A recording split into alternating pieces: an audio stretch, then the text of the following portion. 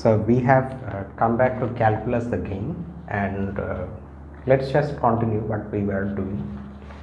So these next few exercises ask us to calculate the values of two of these three trigonometric functions when one value is given, and also it is specified that the independent variable x varies over some interval, or it belongs to some interval. For example, this one. So here x lies in this interval, which means that our point lies in the point or angle, or to be more specific, the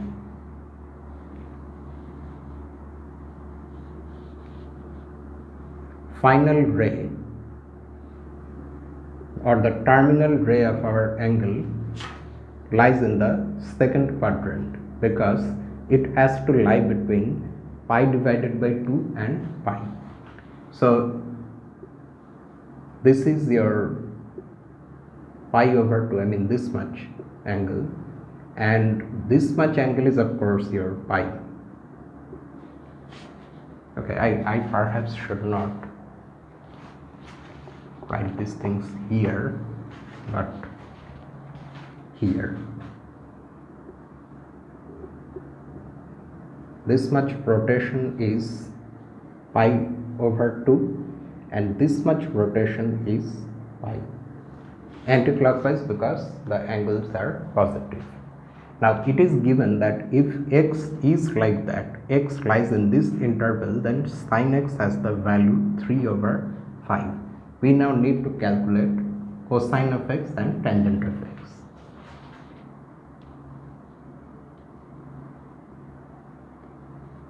So we are of course going to use the relations that we know that are there among these things, these functions. We know, or rather we can directly write like this. We have cos squared x equal to 1 minus sin squared x, that is 1 minus 9 over 25. 25 minus 9 is 16 over 25. Okay, now a question arises. We have calculated cos square x, now we have to calculate cos x. So we are going to take square roots on both sides. But you already know that every positive real number has two distinct square roots. One of them is positive and the other one is its negative. So which one should we take? Note that your x now is, let me just clear this part to show our x.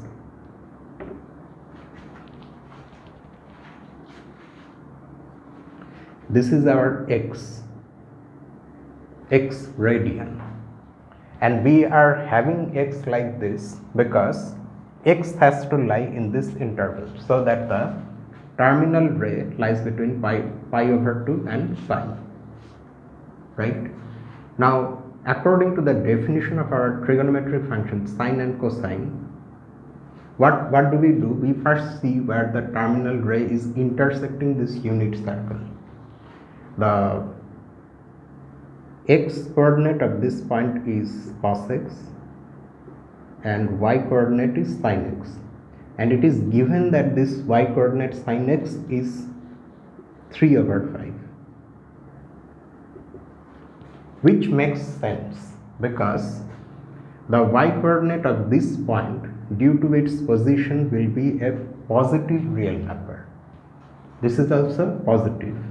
However, the x coordinate of this point will be this distance along with a minus sign before it. Why? Because it's on this side of the y-axis. So that is why now you have to write like this: since x is in this interval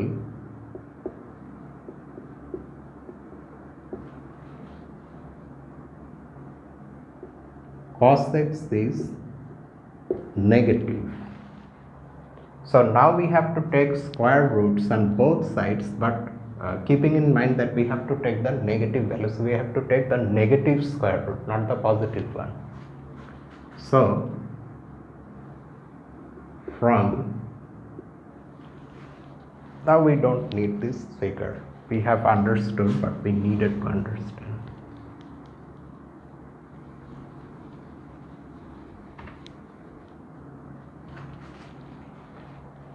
So from the equation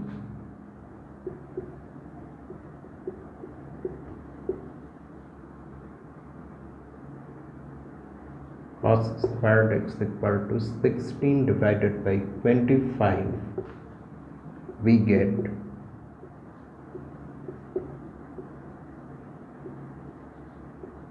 cos x equal to minus 4 divided by 5. Okay, it will be it will have to come with a minus sign. Now that we have found sin x, of course it's given to us, we have found out cos x. Tan x is just simply by definition sin x divided by cos x. Hence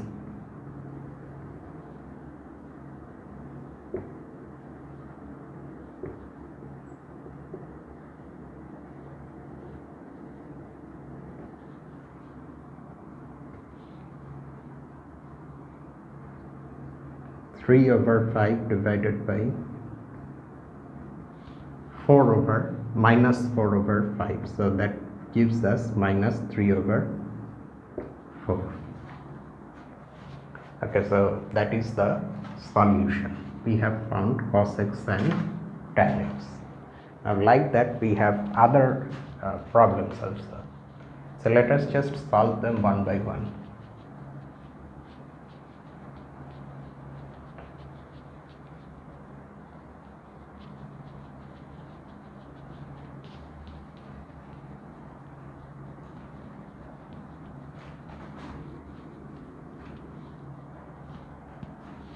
The next one is 8.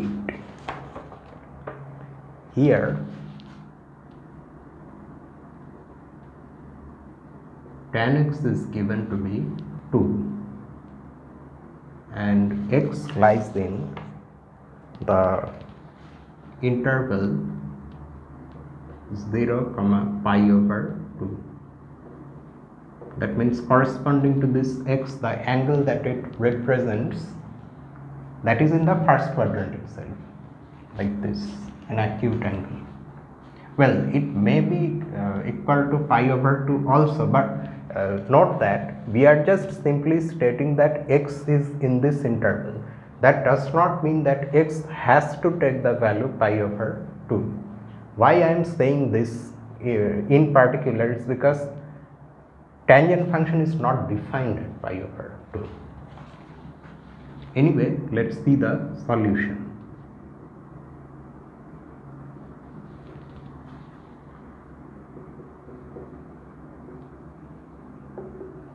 We have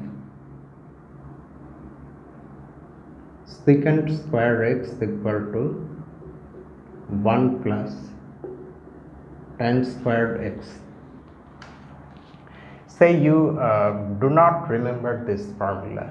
Okay, we have in fact talked about this thing of remembering the formulas in the previous calculus video, of course, but again I am reiterating that there is no need actually to say you forgot whether it is 1 plus tan squared x or tan squared x minus 1 or something else. What you do, you just remember one thing only, just this, and then you think of how you can obtain these two functions from this. In order to do that, it will not take much time. You will quickly realize that you have to divide by cos square x. If you do that,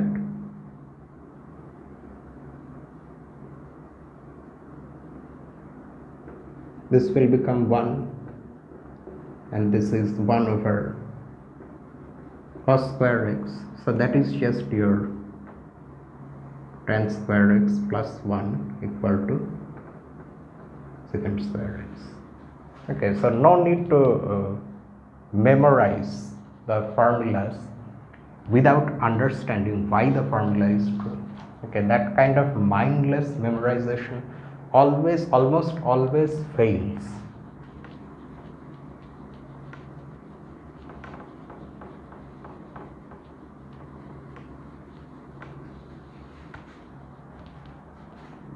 So now let us just simply substitute the value of tan x.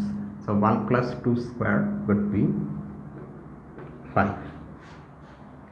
Now here our x lies in the first quadrant, and in the first quadrant both cosine and sine are positive. And also here also do not just simply memorize this fact. In the first quadrant sine and cosine are positive, as are the other functions. In the second quadrant cosine is negative, sine is positive. Not like this. You imagine this thing, your unit circle, and you think of your x here in this situation. X lies in this interval means the angle of which x is the measure.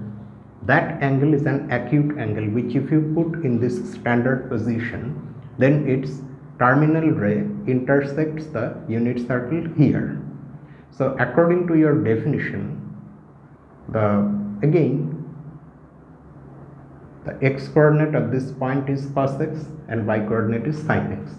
X coordinate is what? X coordinate is this, and y coordinate is this, both of which are positive due to the position of this point. The point lies in the first quadrant, so that is why cos and sine are both positive. Okay, this is the reason. That's how you should remember, not just simply memorize some rules like A, S, T, C, something like that. Okay, no need to do those things. Just you have to keep things as simple as you can. So we proceed like the previous one. Since, but before we can talk about the quadrant, let us take the reciprocal so that we do get cos square x.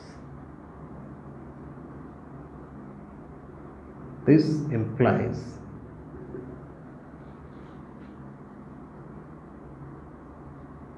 cos square x is 1 over 5. Then we write since x is in. Instead of writing this thing always in words, let me use this notation from set theory, which is something very elementary and easy.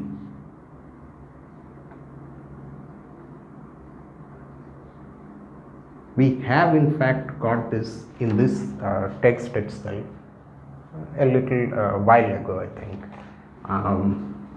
where we were calculating domains and ranges of functions. Okay, this just simply means that x is an element in this set, that's all. Since x belongs to, and it is read like this, x belongs to the closed interval 0, pi over 2. Since x belongs to this, cos x, this time it is positive, unlike what we have here. So from the above equation, 1 over, so because it is positive, we are taking the positive square root. Now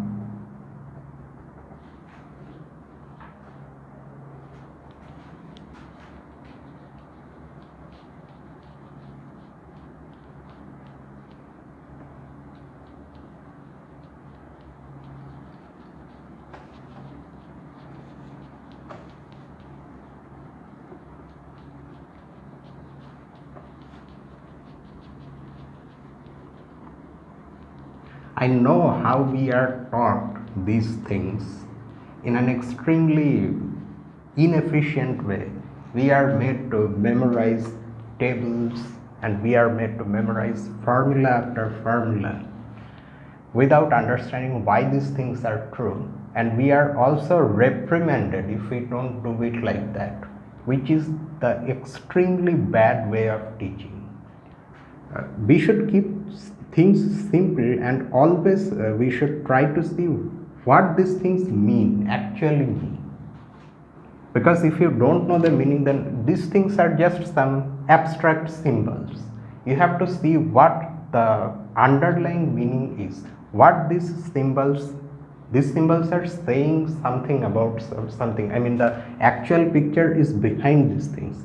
If one say decides to write this function cos x as something else, say cx, then they look different, of course, but they are representing that same thing. That same thing which lies in the background is the actual thing which you have to understand. This is just a language of expressing that thing which lies in the background. Okay, now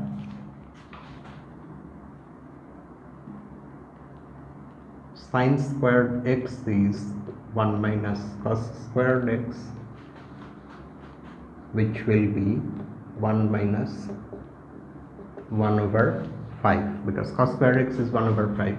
So this is 4 over 5. Again, since x belongs to this closed interval, sin x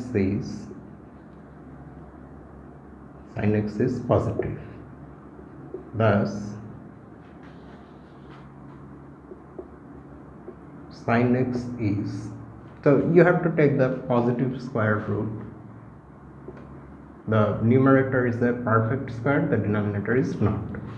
Anyway, you get sin x equal to 2 divided by root 5.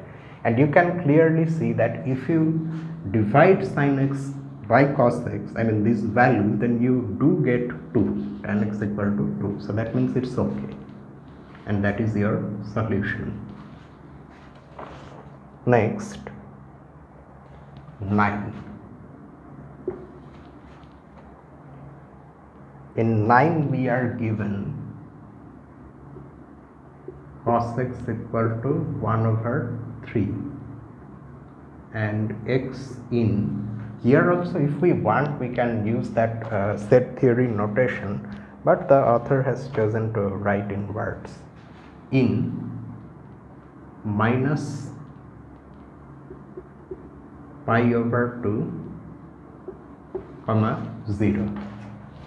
Okay, now minus, see, a minus angle is there. So again, if you suddenly get confused, always think about this figure, because you should understand and you should remember at least this thing, that our definitions of sin x, cos x and hence the other trigonometric functions actually depend on this figure.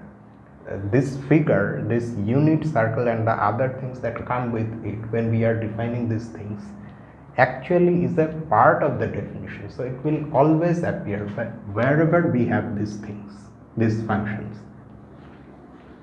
So negative value of x corresponds to clockwise rotation. Clockwise rotation means our initial ray, of course, would always coincide with the positive x-axis, but then clockwise rotation is like this. So that means within this spread we should have the angle whose measure is x. So here x looks something like this or maybe like that.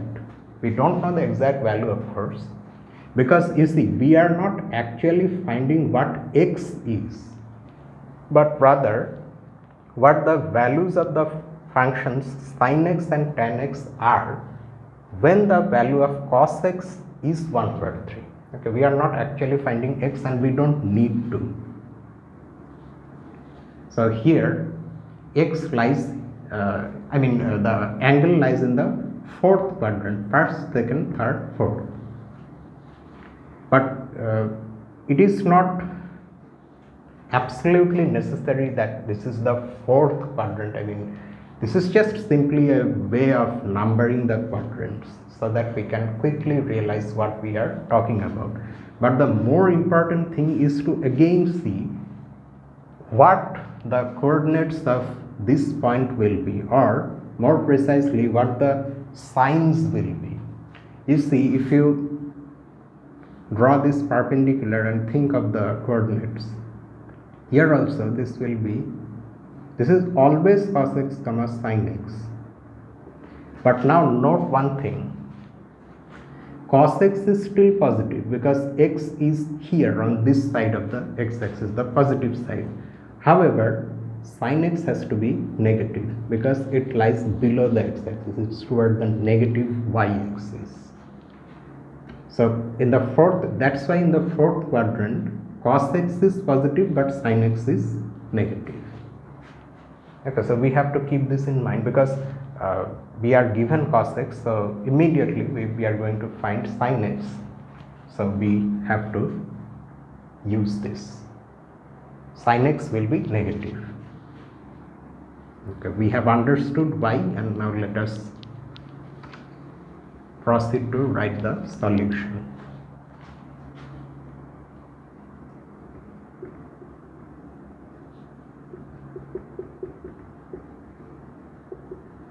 We have again sin squared x is 1 minus cos squared x. So the value is different here, however, this is 1 over 9. That means we will have 8 over 9, and looking at these values you can realize that these are not standard angles x. I mean the angles that we usually work with. X is not like that because the value is also not the standard values that we get from, I mean the ones which are available in the table. This is not one of them. Okay, so this is 8 over 9. Now we write, since x belongs to minus pi over 2 comma 0, sin x is negative.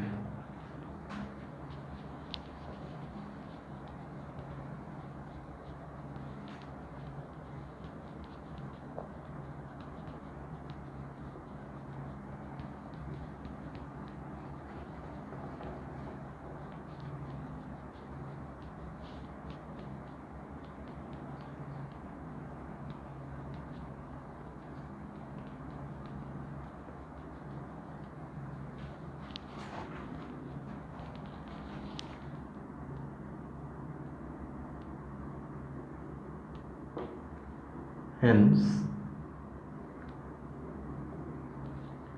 we have, you can understand that I can also write those things that I wrote in the first solution. That is, hence from the equation this we have the next thing, but I am choosing to not write that here again and again. You can do that. So we have sin x equal to minus. Now if you take the square root of 8, that can be written as 2 root 2. And square root of 9 of course is 3. So this is our sin x. Thus tan x, like before, is sin x divided by cos x. So sin x is this value and cos x is 1 over 3. So that means these two 3's cancel out and we are left with minus 2 root 2. Towards the end of this video, I am going to make a statement about something general about this subject itself, calculus, and what lies beyond it. Okay, so if you want, you can stick around. 10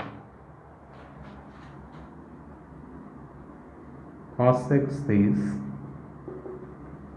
minus 5 over 13 x in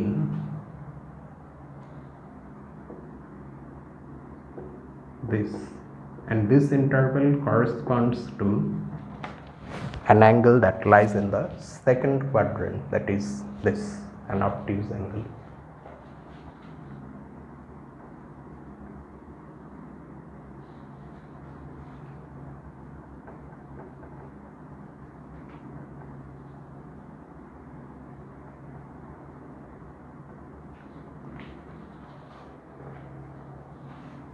Let me at this stage also remind you of something which you already know, but still, when we start solving problems,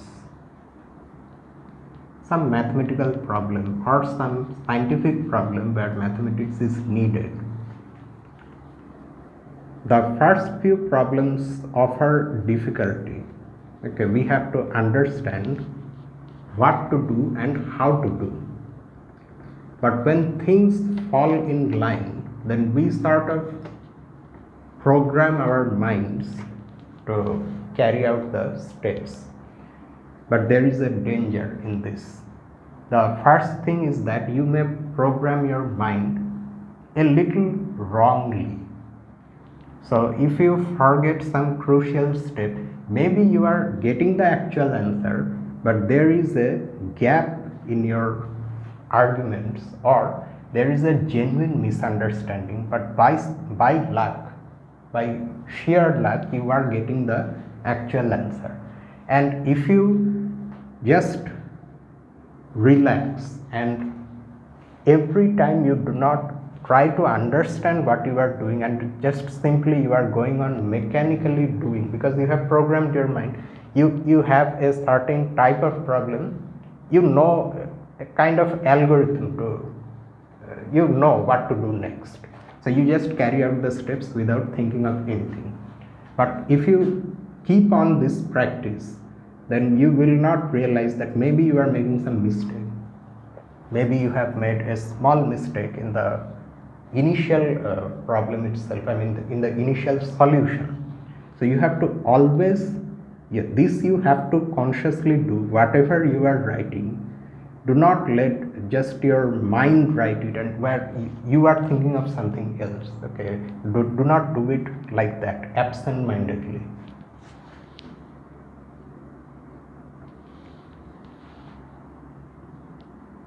One minus cos square x. Everyone falls prey to this absent-mindedness because people get used to the techniques and the other things that are there, that are developed in a particular part of mathematics. But every once in a while, actually ideally always, but that is always not possible, every once in a while we should stop and think about, okay, what are we doing right now? Let us just think of it and see whatever we are doing is correct or not, whether it makes sense or not. So sin square x is 1 minus cos square x. Here the value is negative, but right now we don't have to bother because we are taking square. So this is 25 divided by, I hope it is 169.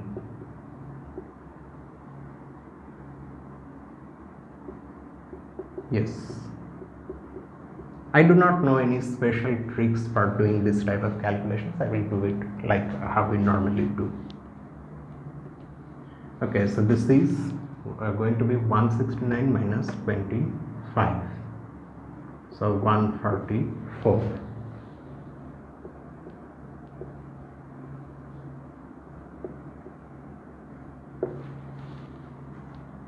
These values have been carefully chosen so that we get nice answers. Again, since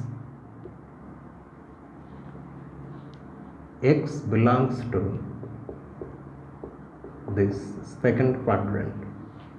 In the second quadrant, now you can pick up a little speed.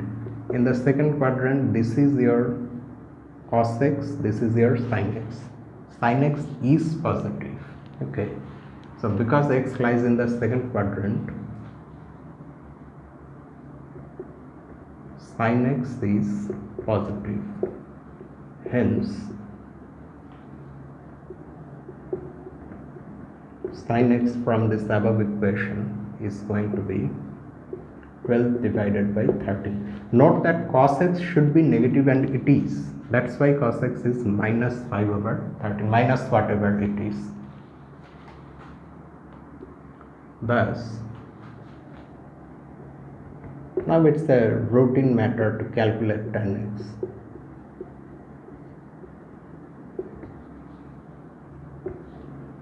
So this will be 12 divided by 13 divided by minus 5 divided by 13. If this all look very weird, then you can use brackets like this. This is minus 12 divided by 5.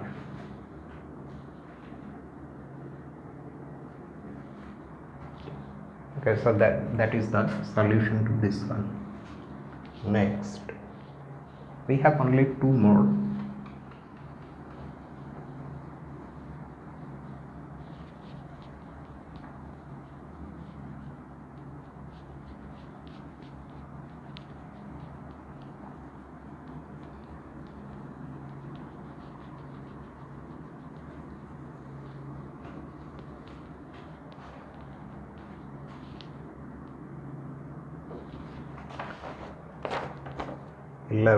Here again tan x is given. This time tan x is 1 over 2 and x is in this interval, which corresponds to a range of angle that corresponds to the third quadrant. Let's see why.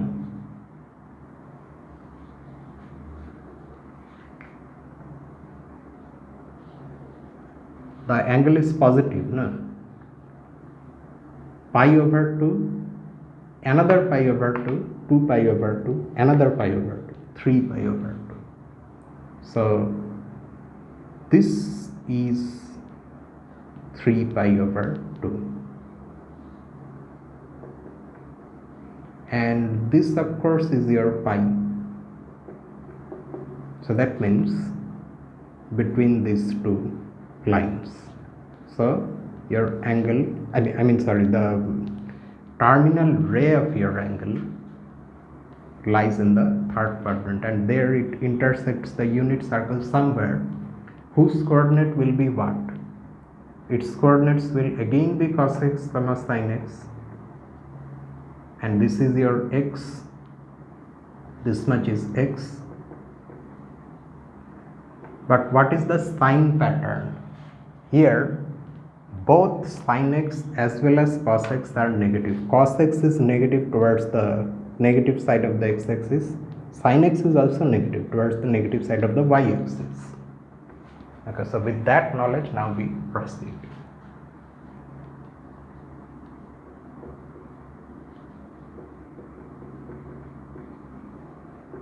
We have, like before, secant square x is 1 plus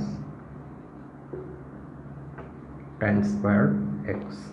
Yeah, now we can get rid of this figure.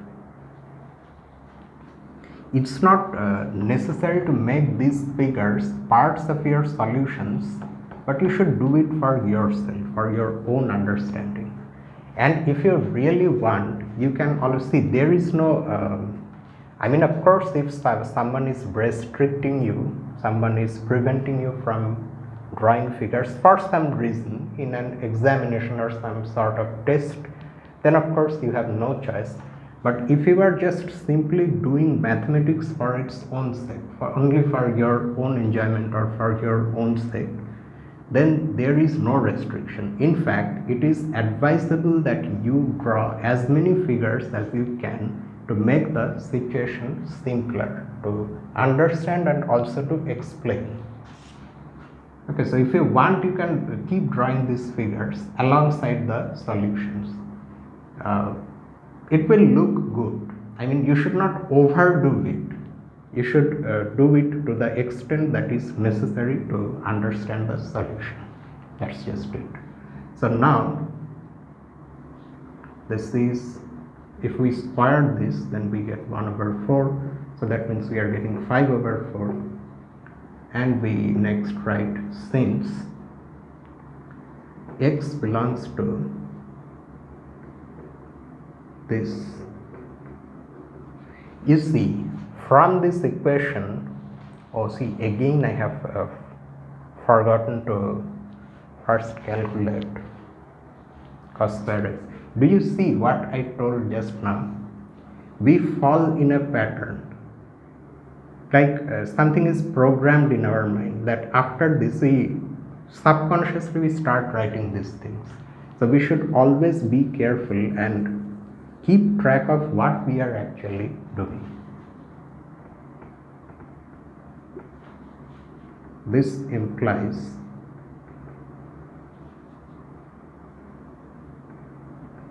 cos square x is 4 over 5.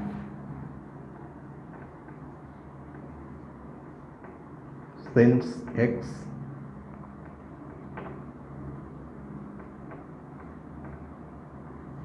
belongs to this interval, note one thing carefully, I am never saying since x, I mean of course I am writing this thing, but while expressing it in words, I am not going to ever say things like this, x belongs to the third quadrant. No, x is a real number.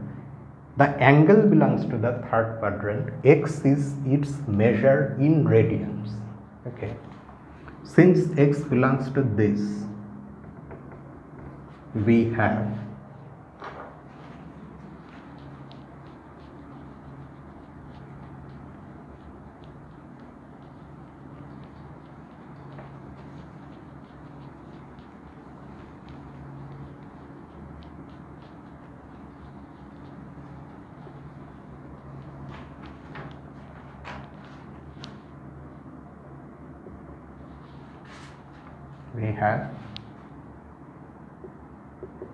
cos x negative.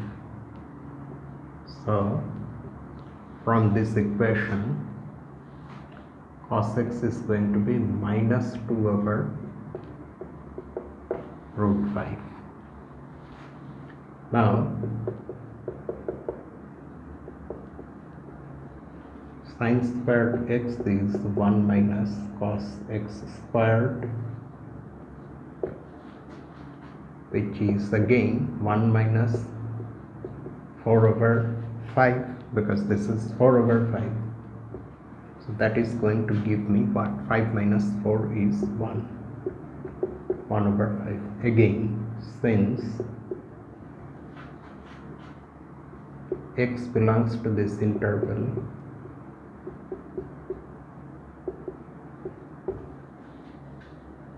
sin x is also negative.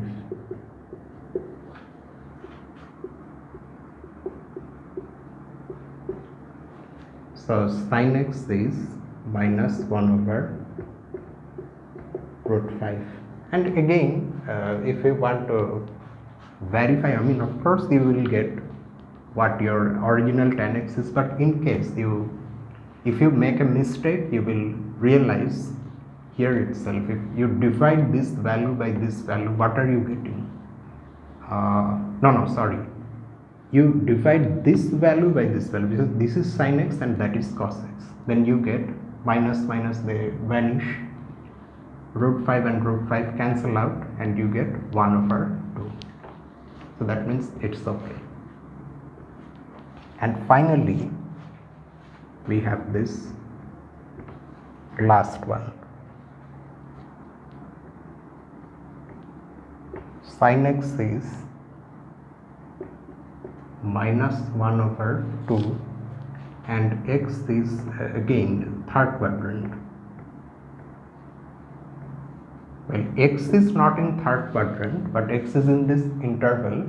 The angle that corresponds to the value x, that is in the third quadrant.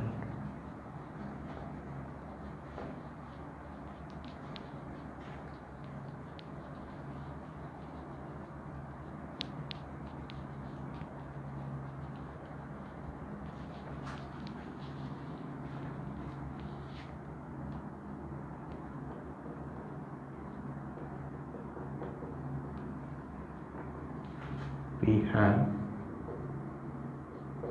this equation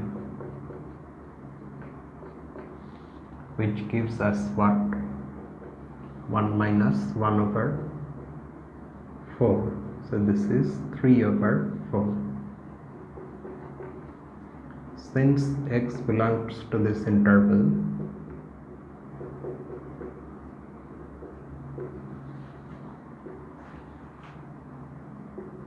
cos x is negative, and like what we saw just now, this corresponds to the third quadrant. There cos x is negative, sin x is also negative, and the value given is in fact negative. So cos x is the negative square root of this. Oh, this is, you can understand sort of what x will be, because it is coming, I mean, looking at the values, you can understand that somehow 30 degrees is involved, or pi over 6 radians. So cos x is this, and we have to then calculate tan x.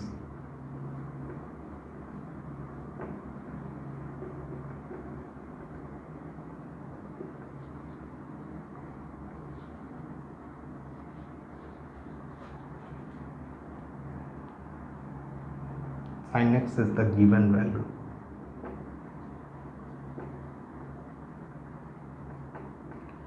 If you write the absolutely all the details like this while you are calculating something, some people may laugh at you, but it's always better to be careful, because we keep on making mistakes. So this minus they cancel out, 2 and 2 cancel out, and we have root 3 in the denominator, so 1 over root 3, and there it ends. This sequence of problems ends. After this we have some problems involving periods of these functions.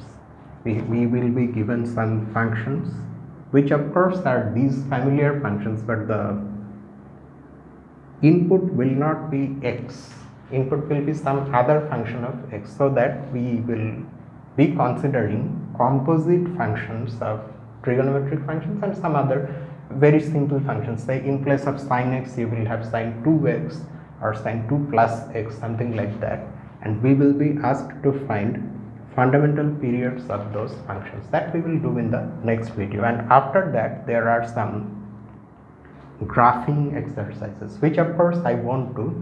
You can use that site where you have online graphing facility, Desmos graphing calculator. You search on Chrome or whatever web browser you are using. There you can go to this site, and there you will see, I have already mentioned this before, you can just supply the equation, it will give you graphs. You can do many things there. So, and the exercises that are given in this text that are going to come next, which involve graphing, they specifically ask us to use some graphing device. So as a convenient graphing device, we can use this online facility itself. So with that, I am ending this thing. Okay, but before I end, let me just give you a somewhat strange statement about these things. We have so far seen many things actually, but still we are in the preliminaries, which however is now it's towards the end. I mean, after we complete these exercises on trigonometry, we will then next go to limits. So proper calculus will start from there. But most of you already have some idea of what we do in calculus. We deal with things like limits, which looks something like this. We deal with continuity of functions, which roughly say that if you draw the graph of the function, I mean the simplest kind of function that you can think of, if you draw the graph of the function, then the graph is in one piece, it's not broken. There are functions whose graphs are broken. Then you have differentiation, which tells you something about the rate of change. Say you have a function y equal to f of x. If your x changes, then y also changes.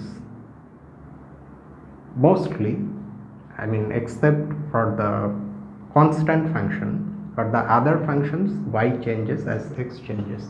What is the rate at which that happens? That is given by your differentiation. And then of course you have the last, but in no sense the least, operation of integration, which gives you area among other things. Okay, area under curve, something like that. So the collection of these techniques and tools is what you are calling calculus. Now if you go further beyond calculus, you will see that actually if you carefully see the things in calculus, I mean after we complete all these things, we will see when we complete these things that we will have, by then we will have accumulated quite a few algorithms or techniques for calculating these quantities. However, precisely what these quantities are, that will still not be clearly explained. I mean, of course the definitions will be there, but there is something deeper than this. The things that you see in calculus at this level, that involves how you do these things, how you do these calculations, how you use these techniques to solve scientific problems or problems outside of mathematics itself. But why these techniques work at all, or why we have to define the things the way they are defined, that will not be answered in calculus itself. For that there is another subject, which is a sort of a very advanced type of calculus. It has this name, real analysis, where again we are going to look at the same things but at a much deeper level. If you recall one thing, towards the beginning of this entire thing, the calculus videos, the authors mentioned something. We have already come across properties of the system of real numbers. The system of real numbers does not just simply have the set of real numbers, but instead it has these other objects also. Two operations. You have the operation of addition and multiplication, and you have the order relation also, using which you can say which real number is less than which real number. Now, having described these things, we also described properties of these objects. We saw three categories or three classes of properties. The first class involves only those properties of this system that involve only these operations of addition and multiplication. The second category of properties involves these things along with this order relation. For example, there you got this property.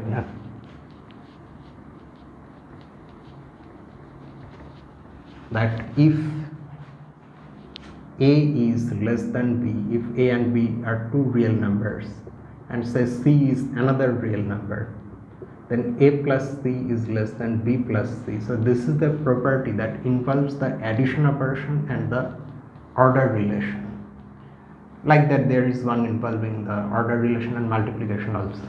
But there was a third property. In fact, in this class there was only a single property which was named and which is named completeness, and it was mentioned or it was remarked that this completeness property is harder to explain at this stage and it needs much more depth than you can get here. So this in fact is behind real analysis. So when you understand what this completeness is and when you study real analysis, then only you will realize why these things work. But there is still something else, because you see, real analysis in that sense is just simply calculus, or the things that we deal with in calculus are the things that we deal with in real analysis, and they are generalizations, of course. But whatever we are going to do in real analysis, just like calculus, involve this system only, the system of real numbers. But we already know, most of us know, that there is a larger system, the system of complex numbers, where also you have this addition and multiplication, where however this is missing. No order relation can be defined conveniently, which will tell you, I mean, you can artificially define many order relations are there which allow you to say that, say, one complex number is less than another complex number. Such things are there, but that type of order relations are not very well behaved, in the sense that they do not behave well with these operations, not like these things. These things look very nice. If A is less than B, then A plus C is less than B plus C. So it's like the order relation that we have in the system of real numbers is getting along with the plus operation very nicely. However, such things cannot be done here. But still, there is another thing, a kind of calculus where you replace the system of real numbers with the system of complex numbers. And when we get to this thing, which has a name correspondingly, it's called complex analysis. There only we will see actually what is going on, because there are some things which are not very clear in real analysis, not in this sense. I mean, of course, whatever you will be given, everything will be given precisely, much more precisely than what you get in ordinary calculus. But still, you will miss the, how can I put it, you will miss the larger picture. There is a much clearer and larger picture than is available in real analysis about what is going on. So when you go to complex analysis, you will realize actually what is going on. In fact, also with these functions, trigonometric functions, because believe it or not, there are things like this. You will get these things sooner or later. Complex numbers also can be brought into the picture like this. You can calculate sine of 2 plus 3. It has a meaning, it has a particular meaning. So that's what I wanted to say. So the summary of this very weird, very strange discussion that we had towards the end of this video is this. When you are doing calculus, whether you do calculus or real analysis, as long as you are restricted in the system of real numbers, it's like watching a football match or a cricket match with a sort of restriction, a sort of contraption on your eyes, which will allow you to only view, say, 1 or 2 players at a time. So you will not understand what is going on in the game as a whole. That is your calculus or real analysis. Calculus is just simply a restriction like that. Real analysis maybe will put some sort of instead of just simply having a contraption like that, real analysis will allow you to see what is going on by zooming in. That capacity is there. But to see the larger picture, you have to be able to take that thing off, and only complex analysis allows you to do that. So that means calculus without this is calculus that we ordinarily do. It is extremely useful, but you won't really understand what is going on. But calculus with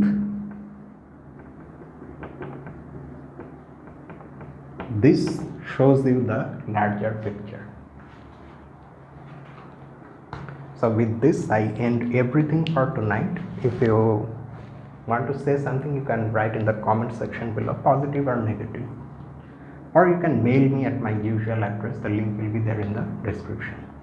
And tomorrow, of course, we are going to solve algebra exercises by Lee, from Gregory Lee's Abstract Algebra. And day after tomorrow, that is on Sunday, of course, we are again going to do that real analysis that we have been going through. So that is all for tonight. I wrap up.